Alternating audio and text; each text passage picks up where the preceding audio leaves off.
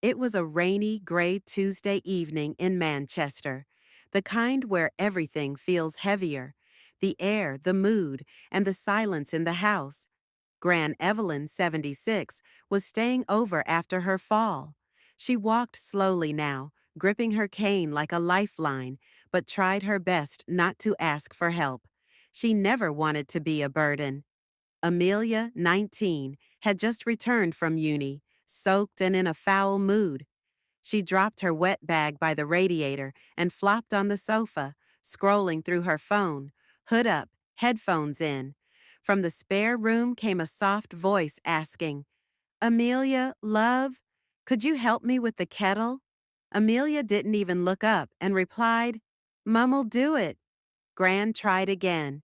"She's upstairs, and I just need—" Amelia cut her off.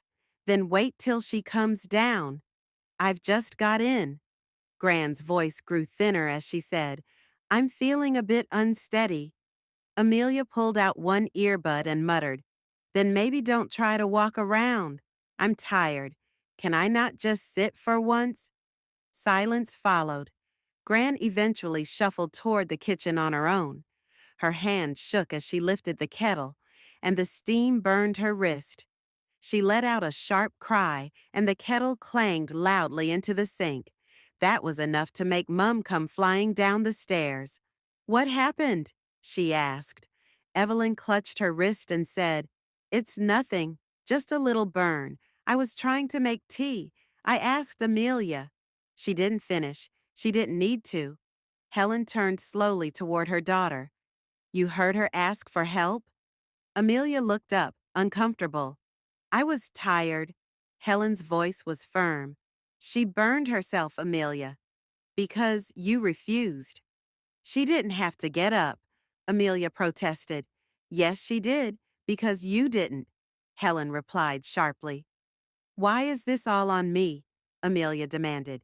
Helen answered, "Because kindness is what makes a house a home, and you had none today." Helen didn't shout. She just stared, cold and disappointed. That evening, after dinner, Helen called Amelia into the living room. She wasn't angry. She was quiet. That was worse. "You've lost your phone privileges for the week," she said. "Mum," Amelia objected, "you're not being punished. You're being reset. Until further notice, you're responsible for Gran's tea, meals, and walking assistance. You'll sit with her in the evening. No excuses." "I've got uni work," Amelia tried again. "Then manage your time better. You'll also be hand washing and ironing her clothes this week. Maybe it'll remind you what care looks like." Amelia's face dropped. "And one more thing," Helen added. "You will write her a letter of apology, not a text, not a voice note, a handwritten letter." Amelia looked away, ashamed. Helen finished quietly. "She needed you, and you failed her." That night, Amelia knocked on Gran's door. She entered holding a piece of paper. "I wanted to give you this," she said. Evelyn put on her glasses and unfolded the letter. Her eyes filled as she read, "Dear Gran, I'm sorry I ignored you when you needed me most. I was selfish. You've done so much for me, and I repaid it with laziness and attitude. I'll do better, and I mean it. Love, Amelia." Gran set the letter down and took her hand. "It takes a strong girl to apologize, but an even stronger one to change," she said. Amelia nodded.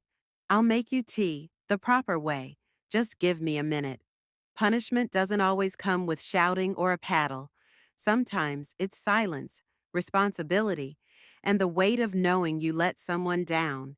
And sometimes that's the lesson that lasts.